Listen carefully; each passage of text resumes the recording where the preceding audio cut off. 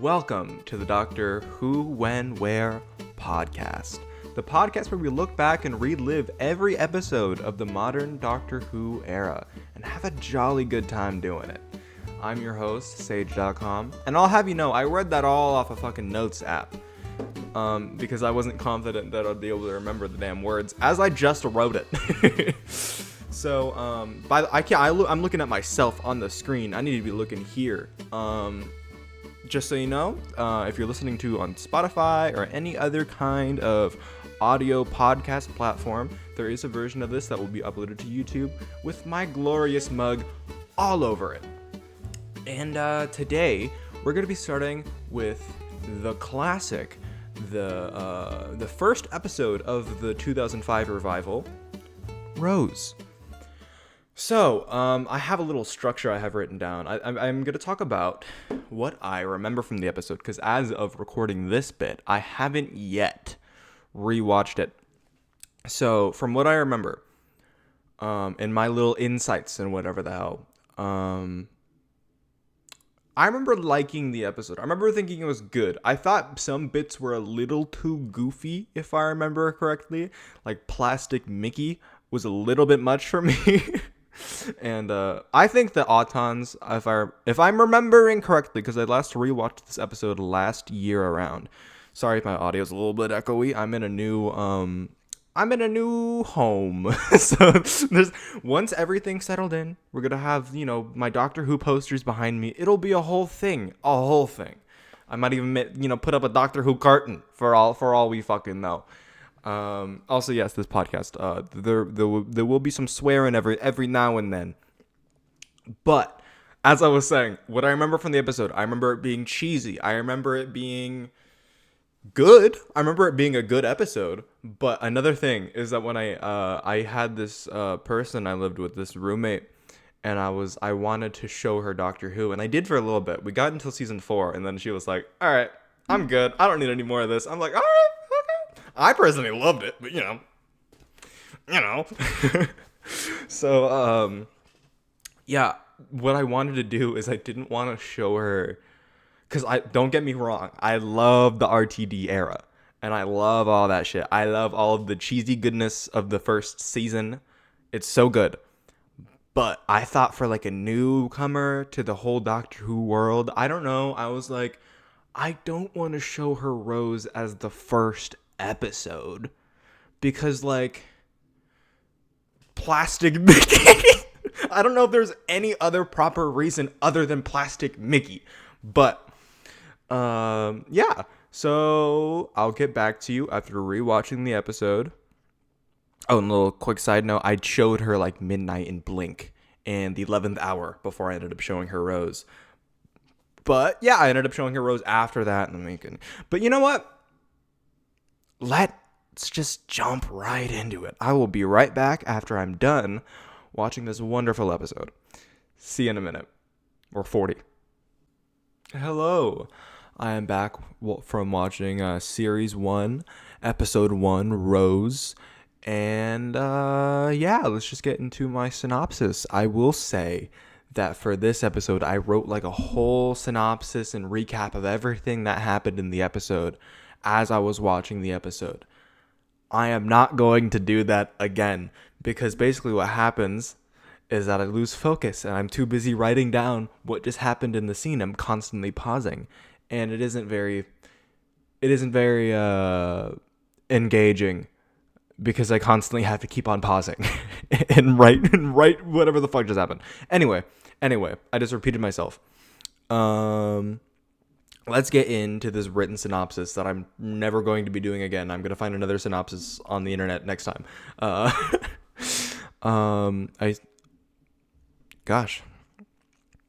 We start the episode with that glorious RTD title sequence and the Murray Gold theme. It's so fucking good. It's so good. I love the first like series 1, 2, and 3 like theme. That's so good. It's underrated. God, I think I might prefer this theme to the later like series 4 one, honestly. I don't know. I need to do some sort of ranking on my YouTube channel or something someday of the Doctor Who themes. That sounds like it'll be fun. There's a glorious shot of planet Earth with a zoom in all the way to Rose's alarm clock. We see a little montage of Rose's day and her work in a clothing store littered with mannequins. As she's trying to give holy shit, I need to read better. As she's trying to give some guy named Wilson his lottery money in the basement of the shop, Rose hears some strange noises. She investigates to find some seemingly harmless mannequins. The door dramatically slams shut with no sign of anyone there to shut it. While she's investigating a noise, one mannequin starts moving as if it was a person right in front of her very eyes. As every mannequin starts approaching Rose, she's almost hurt until the titular doctor arrives and tells her to run. That was terrible. My bad. That sounded more like fucking Peter Capaldi. Run. Oh no! I need to stop doing voices. I'm just gonna keep on embarrassing myself. Uh, as he holds out his hand, the two run into the elevator as the doctor pulls a hand off a mannequin and throws it towards Rose. I like that whole intro sequence, especially with the introduction of the doctor. I feel like that was pretty solid, of like her in like imminent danger, and he just kind of fucking pops in, run. I need to stop doing that. That sounds nothing like him. As they zip about.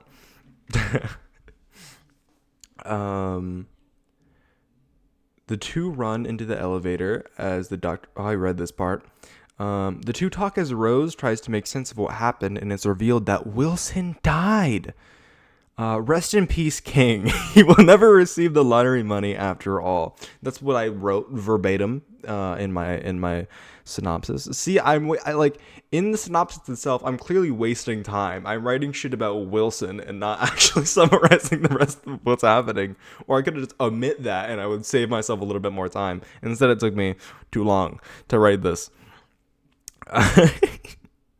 The doctor explains the situation to Rose and how he's going to blow up the roof to stop the mannequins and shoos her away after a brief greeting. You know, I'm the doctor, by the way. Run for your life, all that shit. I love Christopher Eccleston in this episode. He's so good, and the whole rest of the series, he's so good. Rose runs from the exploding shop, mannequin arm in hand. She runs past a blue police box after a little Doctor Who melody plays, which I don't think I caught the first time I watched or like even like every time I've seen this. Maybe I caught it the last time I watched it, but it wasn't until this time I was like, oh shit, they play a little jingle, whatever the fuck, when she walks past the TARDIS. She arrives home to her worried boyfriend and mother. Her boyfriend Mickey tries to drag Rose to the bar so he can watch a sports match. Mickey takes the mannequin arm and throws it in the bin outside. Which I don't remember happening. I don't remember he threw the arm away. I do remember that she brought the arm home and then the doctor later found it, but I didn't remember that he threw the thing. So it was more of like a mystery, like, how did the arm get back in the house? You know, I just revealed my script.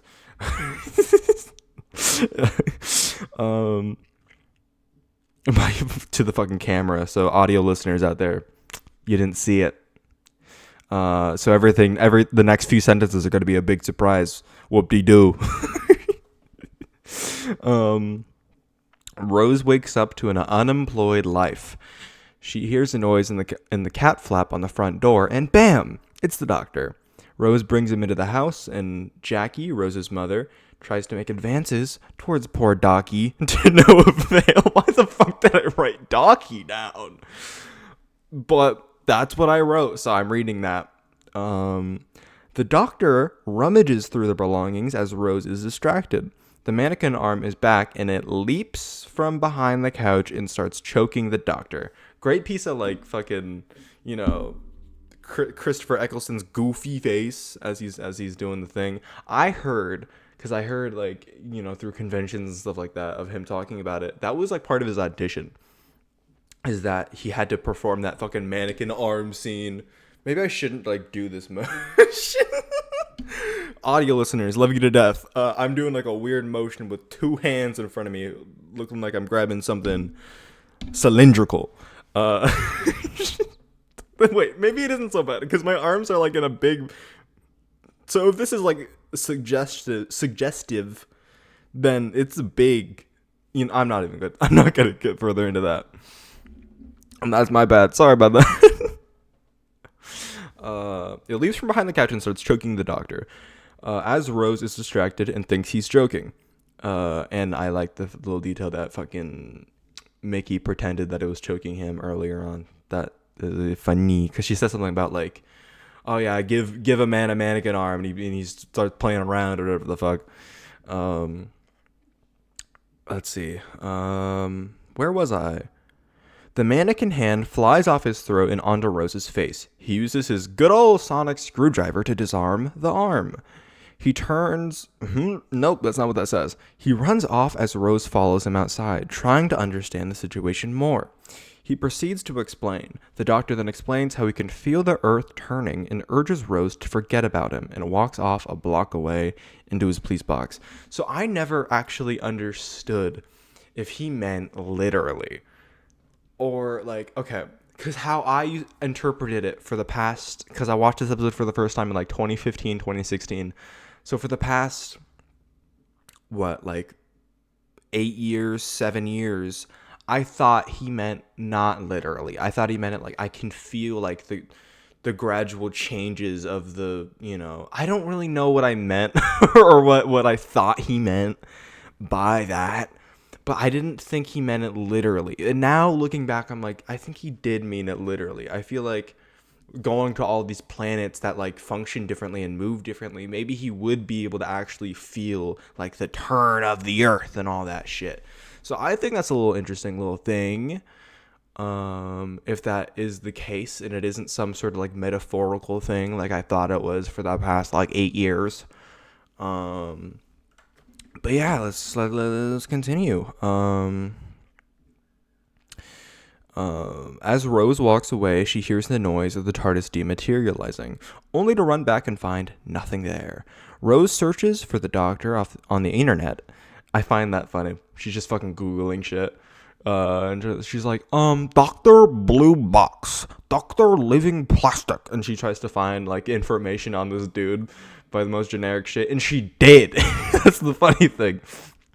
And finds a website dedicated to sightings of the doctor throughout time. She arrives at the site owner's, Clive's, home, and they greet each other. He shows Rose his findings and what he's gathered and could make sense of so far. Showing the doctor was present at the JFK assassination, a picture of him with a family that was set to go on the Titanic a few days before the ship set sail. He advised them to stay home, and they did. Furthermore, Clive shows a drawing of the doctor from the 1800s. Clive explains how death and tragedy follow the doctor everywhere he shows up and tells Rose that they're in danger. I think that whole scene is very cool. And I also like that, like, because it's something that, I've thought about before. Like, how didn't, like, more people not know about this dude? Because, like, he goes around, like, every point in time, shit ton of different planets. And, like, you're that's why, like, I didn't have much of a problem with, like, later on in the show, like, Stephen Moffat, where the doctor is kind of like this, like, not like godly figure, but like this like well-known dude, because honestly he would be at this point, because by that point he's like, or at least even in this point in the show he's like 900 something years old, and he's been doing this shit so long.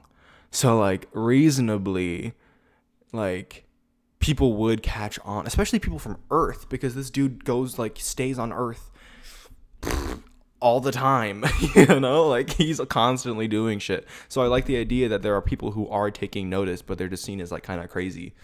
I think that's cool.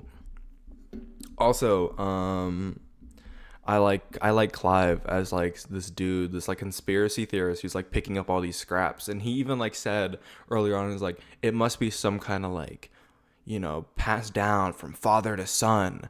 Because I think he said that initially to Rose so she wouldn't think he's crazy. And then that brings us to this next point, where he says that maybe it isn't a father-son thing because they all looked identical in each photo and drawing. He says, Clive explains how. Oh no, I read that part. He believes the Doctor is an immortal being from another world. Rose leaves, believing he's crazy. Mickey sees a trash bin moving on its own while investigating. Oh, I completely lost where I was. While investigating the sentient bin, his fingers get stuck to it and it proceeds to eat him, followed by a burp. Rose arrived. By the way, that whole fucking thing, so fucking goofy. His like fingers stretching off the bin and shit. That shit was so goofy. Rose arrives back by the car to see a very plasticky looking Mickey sitting in the car. Rose thinks nothing of it as Plast Mickey and Rose go get pizza. While at the pizza place, Plast Mickey keeps asking about the Doctor. Plast Mickey starts malfunctioning and stuttering. The Doctor shows up in the restaurant, champagne in hand, and shoots a cork into Plast Mickey's face. Let's talk about this real quick. So earlier in the episode, I was talking about how Plastic Mickey was one of like the things in this episode that I think it was a bit much. It might have incorporated one of the reasons why it wasn't the first episode I showed my roommate. And listen, upon rewatch of this episode, I'm just gonna spoil my thoughts of the whole episode real quick. I think it's a pretty good episode. I like this episode a lot. I think it sets the stage very well for this era, or at least this series. However, Plastic Mickey is still goofy to me. And I think in my head that this episode was a bit worse for that. But upon rewatch, Plastic Mickey is fine. It doesn't really bother me. and like it as nearly as much as I thought it did. It's just a bit goofy and it's a bit weird. And you have to like suspend your disbelief that Rose doesn't really like think that anything's wrong really. Like she's suspecting that he's acting weird, but like visually he looks all fucked up. So, like, I just think that that's, like, canonically weird because Rose isn't dumb. I just think the tone of the show at the time was doing something a bit different. It wasn't as grounded. Because if this episode aired, like, you know, like, last year or something, and, like Yaz saw, like, a plastic dude that looked very fake, she would be like, that's a fucking plastic dude. What the fuck? But just because this is, like, a much more cheesy tone starting off, I guess it could get away with Plastic Mickey or what did I put in my fucking notes? Plast Mickey? Yeah. So that's my thoughts on Plastic Mickey. You're welcome. I know everyone was dying to hear that. Yeah, the Doctor shows up in the restaurant, champagne in hand, and shoots a cork into Plastic Mickey's face. They brawl it out, and Mickey decapitates, and the Doctor decapitates Plast Mickey. Plast Mickey's body goes bananas. Like, I didn't really specify what that meant in the synopsis. His hand was like fucking Mr. Fantastic into like big ass, like, I don't know what to call them, like big ass pizza, not pizza. Wait, let me finish that sentence. Let me finish that thought. I forgot what they're called, but you know those things that you put in the pizza oven? I keep on looking at myself on the thing, my bad. You know those things that you put in the pizza oven or the things that you use to put the pizza in the pizza oven? It looked like one of those on both of his hands. He like Mr. Fantastic his hands into those. And he was like fucking going ham. He was going bananas in the fucking pizza place. Destroying everything. Headless. Because the Doctor took his fucking head off. and took it with him. Let's read this next bit. The Doctor and Rose run out. Rose panics and the Doctor calmly enters his TARDIS. Rose follows behind to discover it's bigger on the inside. Holy moly. Holy mackerel. Ninth Doctor's theme plays. That shit was cool. It's our first moment like that in this revival. Did pretty well. I like how she runs out and then just kind of fucking loops around it and it's like, what the fuck? There's nothing behind here. That shit was cool. And it's pretty well done for the first time. I don't think she says it's bigger on the inside. I think she says something else. But she says something like that. She might, I don't remember what she said. Anyway, and then I said glorious. That's my next note. Rose cries, believing that Mickey died. I like that a lot. Not that she was upset, but yes, that she was upset, because it shows that, like, even though she just like got this like earth-shattering, like mind-bending, physics-bending thing just shown to her, the TARDIS, she's like worried and like genuinely like, okay, my brain isn't focused on that right now. The focus is that my boyfriend might be fucking dead. My boyfriend just got fucking decapitated. I thought that was cool.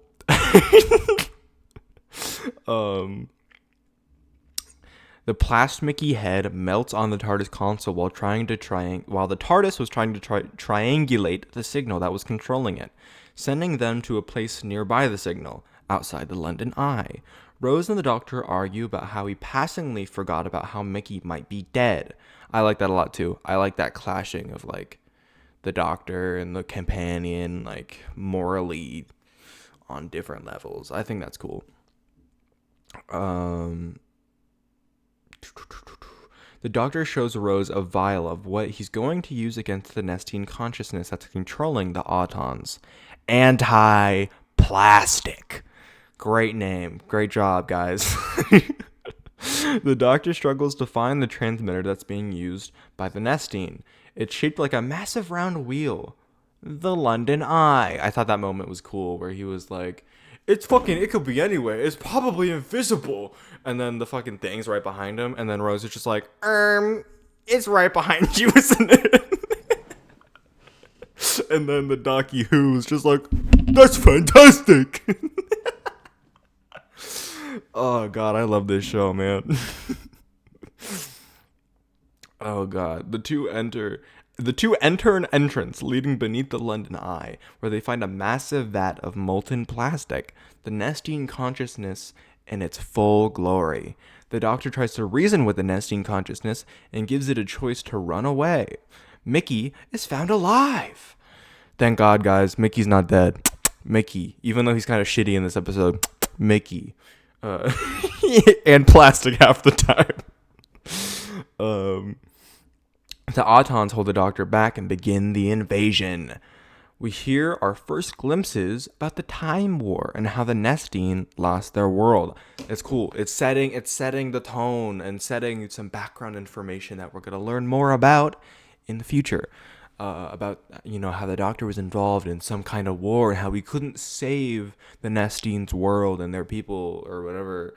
That was sick. Good job. I like planting those little seeds. Before it's like fully revealed what happened. That's cool. Where am I? All of the shop window dummies come alive in a shopping mall. Poor Clive is shot dead by an Auton's literal handgun. Poor Clive, man. He was just chilling with his family. Clive shot dead at the shopping mall. I don't remember what it was called. Clive shot dead at 43. I don't know how old he was. Poor Clive. Clive. My beloved Clive.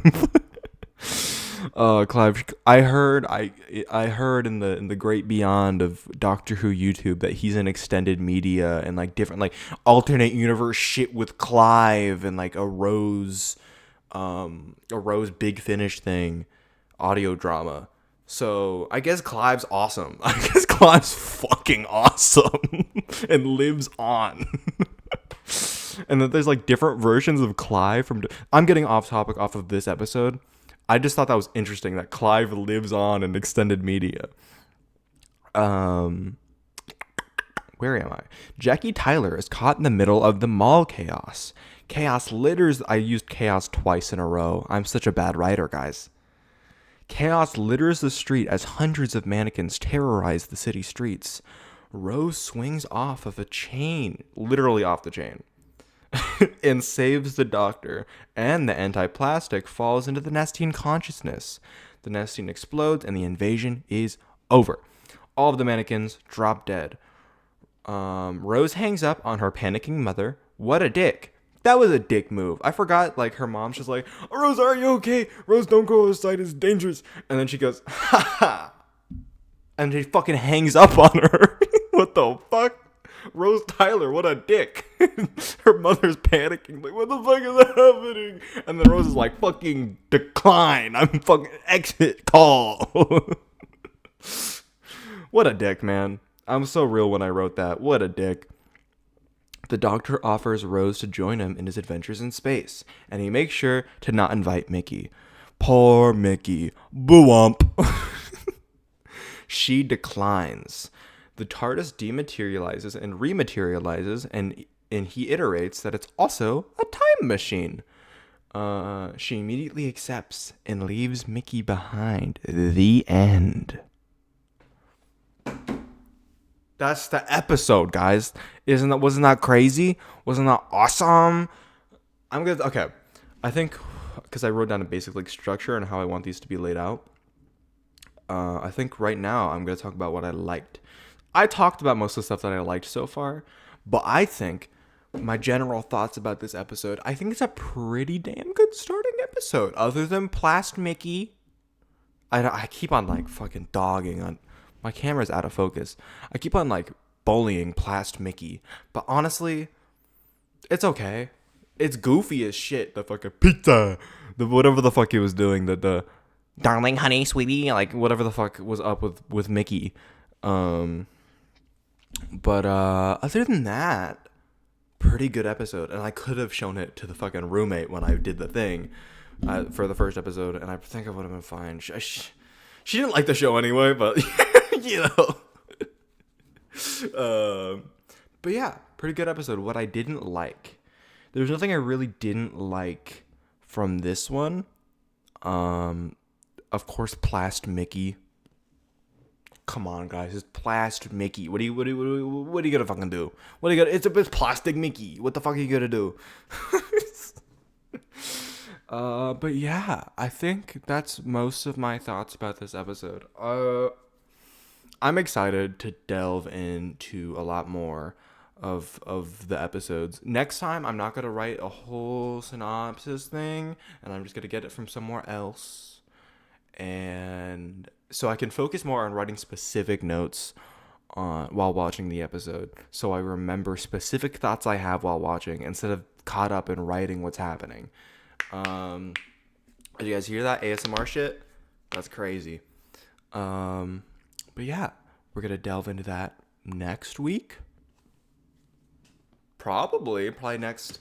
If this episode comes out on Friday, specifically the 14th of October, I suspect that it's gonna be out if everything goes to plan. Then the following Friday, which should be, let me check the calendar real quick, as I do not want to be incorrect. God forbid. The 20th, I'll be talking about Series 1, Episode 2, The End of the World. So if you want to give that a watch before that episode, the next podcast episode comes out, then maybe give it a watch, and then we can go over it and we can talk about it. And on my Spotify, there should be like a few like Q&A things. You can send in some questions or something. It should be set up when this comes out on Spotify. And yeah, I'm gonna read my little outro thing I wrote down. This is gonna get a lot easier with time.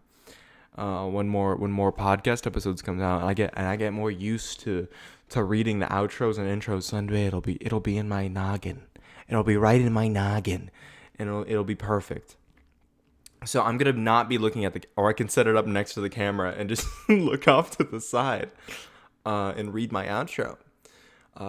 Thanks for joining me on this episode of it feels so unnatural to not look at the camera while the things are next to it.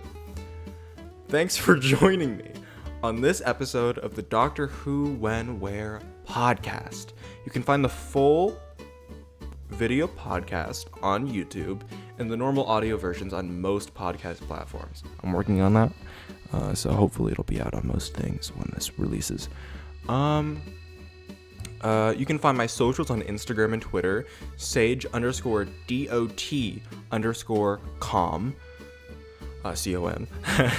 On YouTube, sage_dot_com. I'm specifying DOT because it's spelt out dot, and I don't want you to look up sage_com.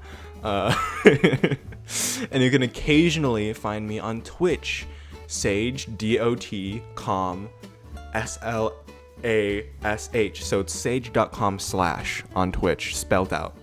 Because sage.com was taken. Of course it was, because on Twitch every fucking name is taken. And I set up a Ko-fi. I'm going to call it Ko-fi. So feel free to donate if you can, as I am a small channel and any amount helps support me and my content. With all that said, see you next week in the TARDIS. Bye.